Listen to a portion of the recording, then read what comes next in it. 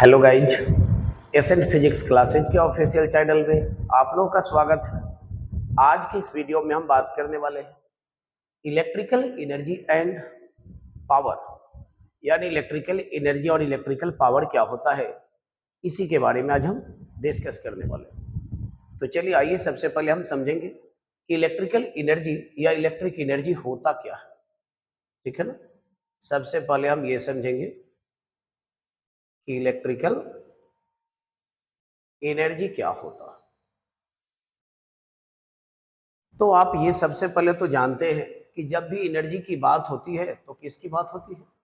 Work की बात होती है, क्योंकि आपने क्लास 11 से ही ये बात पढ़ते आया है कि वर्क ही एनर्जी है और एनर्जी ही क्या है?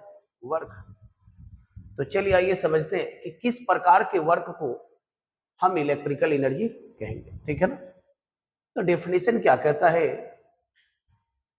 Electrical energy of an electrical circuit is defined as the work done by source to maintain the flow of current in circuit. यानी किसी भी इलेक्ट्रिकल सर्किट में, किसी भी इलेक्ट्रिकल सर्किट में करंट के फ्लो को मेंटेन रखने के लिए सोर्स के द्वारा, किसके द्वारा याद रखना है? सोर्स के द्वारा जो वर्क किया जाता है वही वर्क जो है सर्किट का क्या कहलाता है? इलेक्ट्रिकल एनर्जी कहलाता है। ठीक है ना। अब सोच रहे होंगे कि सर सोर्स द्वारा वर्क कैसे होगा, तो चलिए आइए देखते हैं, हम उन चीजों को भी एक्सप्लेन कर रहे हैं। सपोज डेट ये फिगर में आप देख रहे हैं, हमारे पास मान ले जाए कि ये हमारे पास इलेक्ट्रिकल सर्किट है। ये क्या है? Electrical circuit. इस सर्किट में कुछ किया नहीं गया है, सिंपली एक कंडक्टर AB को लिया गया है और इस कंडक्टर AB को सेल के टर्मिनल से जोड़ दिया गया है। कंडक्टर AB के एक एंड को सेल के जोड़ा गया पॉजिटिव टर्मिनल से और दूसरे एंड को किससे? नेगेटिव टर्मिनल से। तो देखिए जैसे ही आप जोड़ेंगे तो इस कंडक्टर के दोनों एंड्स के क्रॉस क्या सेटअप होगा? Electric field. और उस इलेक्ट्रिक फील्ड की डायरेक्शन किधर होगी? एंड A से B की ओर। और इलेक्ट्रिक फील्ड जब सेटअप होगा तो कंडक्टर के भीतर जो फ्री इलेक्ट्रॉन्स होंगे, वो फ्री इलेक्ट्रॉन्स इलेक्ट्रिक फील्ड के प्रेजेंस के कारण फोर्स को एक्सपीरियंस करेगा और ये free electron applied electric field के अपोजिट डायरेक्शन में क्या करने लगेगा? मूव करने लगेगा। डेट मीन्स एंड B से किधर? A की ओर। और सर्किट में यानी कंडक्टर AB के थ्रू करंट का फ्लो होने लगेगा जिसकी डायरेक्शन एंड A से किधर होंगे? B की ओर। तो आप देखिए यहाँ पे, यहाँ जो हमारा सोर्स का काम कर रहा है, वो सोर्स का काम कौन कर रहा है? ये सेल कर रहा है। क्या कर रहा है? सेल। जिसकी वोल्टेज भी यहाँ पे फिगर में क्या किया गया? दिखाया गया है। क्योंकि आपने जब सेल से इसको कनेक्ट किया तो सेल क्या किया कि कंडक्टर के अक्रॉस इलेक्ट्रिक फील्ड को सेटअप किया और due to electric field conductor के भीतर जो इलेक्ट्रॉन थे वो मूव करने लगे। दैट मीन्स इलेक्ट्रॉन को मूव कराने के लिए कहीं ना कहीं कौन रिस्पॉन्सिबल हुआ? ये हमारा सेल। इसीलिए इसको हम लोग क्या कहेंगे? सोर्स कहेंगे। तो आपने यहाँ पे देखा कि सेल जो है यहाँ पे किसका काम कर रहा है? सोर्स का काम। तो यही सेल जो है सो कि सर्किट में करंट के फ्लो को मेंटेन रखने के लिए जो वर्क करेगा, उसी वर्क को मेनली हम लोग क्या कहेंगे? इलेक्ट्रिकल एनर्जी कहेंगे। तो इसीलिए मैंने आपको डेफिनेशन बताया कि किसी भी इलेक्ट्रिकल सर्किट में करंट के फ्लो को मेंटेन रखने के लिए सोर्स के द्वारा जो वर्क किया जाएगा वही वर्क सर्किट का क्या कहलाएगा? Electrical energy. तो चलिए आइए देखते हैं कि अब इलेक्ट्रिकल एनर्जी के लिए फॉर्मूला कैसे आप डिराइव करेंगे। ठीक है ना। तो मान ले जाए कि हमारा जो ये इलेक्ट्रिकल सर्किट है जिसमें कंडक्टर AB को दिखाया गया है, तो कंडक्टर AB के एंड A से B तक मान ले जाए कि T टाइम में जो करंट फ्लो कर रहा है वो करंट का वैल्यू कितना है? I है। ठीक है ना। हम मान ले रहे हैं कि कंडक्टर AB के एंड A से B तक T समय में जो करंट फ्लो कर रहा है वो करंट की वैल्यू जो है वो कितना है? I है। ठीक है। तो कंडक्टर के एंड A से B तक चार्ज कितना फ्लो करेगा टाइम T में, सो निकाल लेंगे। तो Q is equal to formula क्या हो जाएंगे? IT। Q is equal to क्या हो जाएंगे? IT। अब ध्यान से देखिए कि ये चार्ज जो फ्लो करेगा A से B तक किसके कारण करेगा? सेल के कारण। क्योंकि सेल को हटा देंगे तो फिर करंट का फ्लो क्या हो जाएगा? बंद हो जाएगा। तो यहाँ पे चार्ज Q को A से B तक फ्लो कराने में जो वर्क डन होगा वो वर्क डन यदि हम निकालेंगे तो क्या हो जाएगा, देखिए लिख सकते हैं हम work done by source to क्या हो जाएगा, to flow the charge Q from end A to B of circuit के या कंडक्टर कह सकते हैं।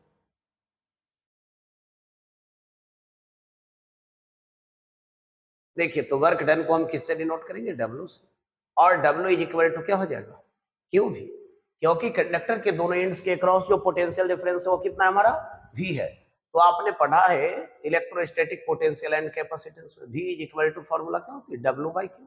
तो वर्क डन जब निकालेंगे तो डब्ल्यू इज इक्वल टू क्या हो जाएगा, क्यू भी, क्योंकि यहाँ पे कंडक्टर के दोनों एंड्स के क्रॉस जो आपने वोल्टेज या पोटेंशियल डिफरेंस को अप्लाई किया है उसको किससे मैंने डिनोट किया, वी से। तो डब्ल्यू इज इक्वल टू क्या हो गया, क्यू भी। अब देखिए अगर यहाँ पे Q की वैल्यू को हम रख दे तो W की वैल्यू कितना हो जाएगा, VIT, सिंस Q का वैल्यू किसके इक्वल है, IT के इक्वल है, ठीक है ना।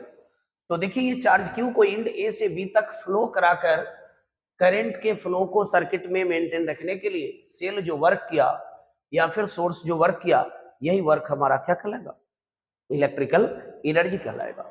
इलेक्ट्रिकल एनर्जी को मेनली हम लोग डिनोट करते हैं किससे, E से। दैट इज चाहे तो क्या लिख सकते हैं हम, E is equal to VIT, E is equal to क्या हो गया, VIT, ठीक है ना।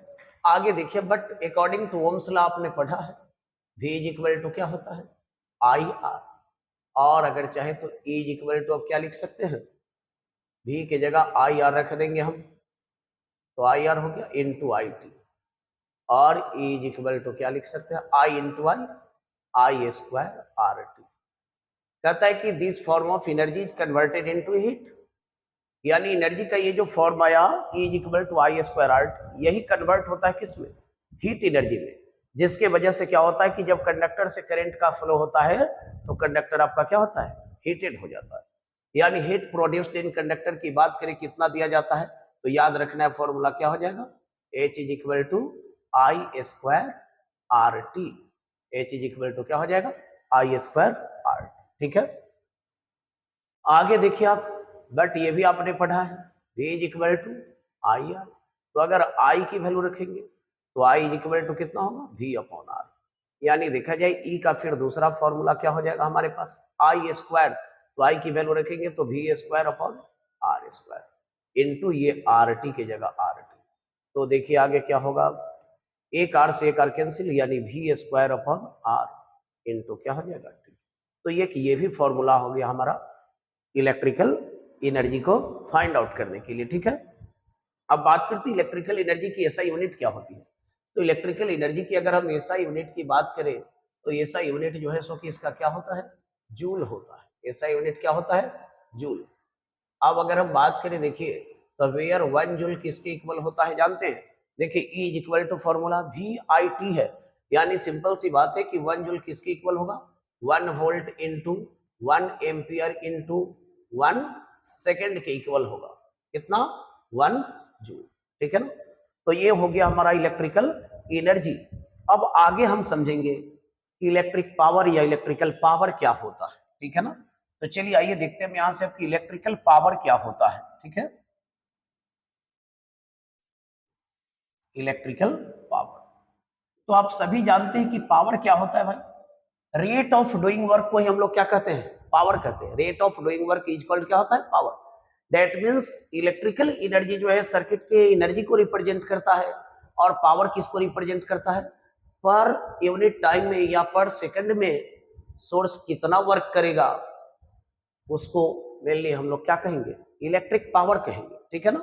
तो इसको सिंपली आप कह सकते हैं कि electric power is defined as the rate of doing electrical work, यानी rate of doing electrical work जो होगा उसी को मेनली हम लोग क्या कहेंगे, इलेक्ट्रिक पावर।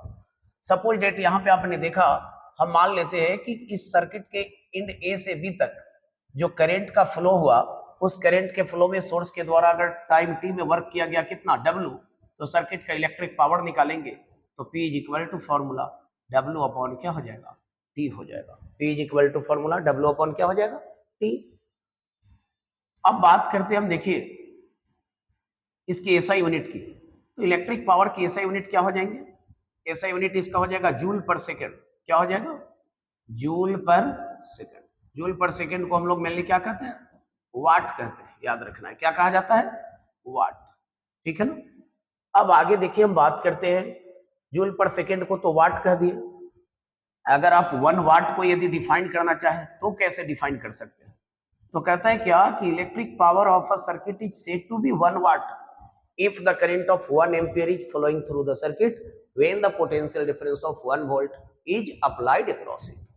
यानी जब सर्किट से आप सर्किट के दोनों एंड्स के क्रॉस 1 वोल्ट के पोटेंशियल डिफरेंस को अप्लाई करते हैं और सर्किट से 1 एम्पियर का करंट क्या होता है, फ्लो करता है, तब हम लोग इलेक्ट्रिक पावर की वैल्यू क्या कहते हैं, 1 वाट कहते हैं। कैसे, समझिए, क्योंकि आपको यहाँ पे पढ़ाया गया सिंस W जो है, देखिए फिगर में कह रहे हैं सर यहाँ पे W हमारा किसके इक्वल आया था, याद करेंगे, VIT के equal.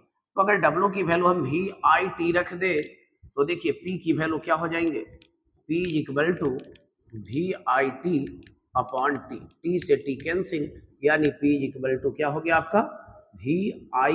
P is equal to formula क्या हो गया हमारे पास, VI। मतलब क्लियर है कि जब पोटेंशियल डिफरेंस 1 वोल्ट का होगा और सर्किट से करंट 1 एम्पियर का फ्लो होगा, तब इलेक्ट्रिक पावर की वैल्यू हम लोग क्या कहेंगे, 1 वाट। यानी 1 वाट आपका मेनली किसके इक्वल हो जाएगा, देखेंगे 1 volt into 1 ampere, 1 volt into किसके, 1 एम्पियर के, ये किसके वैल्यू हो जाएंगे, 1 वाट के। चलिए अब इलेक्ट्रिक पावर के लिए और भी फॉर्मूला को आप फाइंड आउट कर सकते हैं। कैसे, देखिए एक तो फॉर्मूला आपके पास फाइनली हो गया यहाँ पे P is equal to VI, but देखिए यहाँ पे फिर ओम्स लॉ के according V is equal to क्या होता है, IR। तो V की जगह यदि IR रख देंगे तो P की वैल्यू कितना हो जाएंगे, देखिए P is equal to IR into I, और P इज इक्वल टू क्या हो जाएगा, I स्क्वायर इंटू R। तो ये हमारा इलेक्ट्रिक पावर निकालने का एक और फॉर्मूला हो गया ना, ठीक है ना।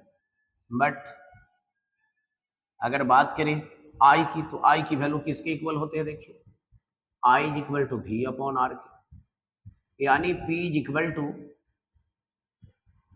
V square upon R square into R। एक R से एक R कैंसिल हो जाएगा, तो P की जो फाइनल वैल्यू होगी वो V स्क्वायर बाई किसके इक्वल्स हो जाएगा, R के इक्वल्स। तो ये हमारे पास फॉर्मूला हो गया इलेक्ट्रिक पावर की वैल्यू को फाइंड आउट कर देगा। अब यहाँ पे 1 2 3 3 फॉर्मूला आप देख रहे हैं, ये लेकर 4 हो जाएंगे। तो क्वेश्चन में वैल्यू क्या दिया है उसके अकॉर्डिंग हम ये आसानी से पता कर सकेंगे कि हमें कौन सा फॉर्मूला कहाँ पे क्या करना है, यूज करना है, ठीक है ना। अब देखिए इलेक्ट्रिक पावर की बात करते हैं, तो हमारे घर में जो इलेक्ट्रिसिटी आती है, वो जो इलेक्ट्रिक पावर का हम लोग खपत करते हैं उसकी यूनिट क्या होती है। जिस तो इलेक्ट्रिक पावर की ध्यान देंगे, कमर्शियल यूनिट या उसी को बोर्ड ऑफ ट्रेड यूनिट कहते हैं, जिसको हम लोग BOT के नाम से जानते हैं, व्यवसायिक मात्रक, जिसको इंग्लिश में कमर्शियल यूनिट या फिर BOT board of trade unit कहते हैं। तो बोर्ड ऑफ ट्रेड यूनिट क्या होता है जानते हैं, किलो वाट आवर होता है, और इसी किलो वाट आवर को हम लोग क्या कहते हैं, यूनिट कहते हैं। इसी को क्या कहते हैं हम लोग, यूनिट। तो आपके घर में जब बिजली का बिल आते हैं तो आप मीटर रीडर से पूछते हैं कि कितना यूनिट बिजली का बिल हुआ, तो यूनिट कहने का मतलब क्या होता है, ध्यान देना है, kilowatt hour. That means कहने का मतलब है कि जब 1000 वाट का खपत आप 1 घंटे तक करते हैं तो आपके घर के बिजली का बिल कितना हो जाता है, 1 यूनिट हो जाता है। यानी यहाँ पे क्लियर है, देखिए 1 यूनिट किसके इक्वल होता है, 1 किलो वाट आवर के। और आपसे पूछ दे कि 1 किलो वाट आवर कितने जूल के इक्वल होंगे, तो देख लीजिए 1 kilowatt hour is equal to, kilo को हटाएंगे तो 1000 आएंगे, 1000 वाट आवर हो गया, ठीक है ना।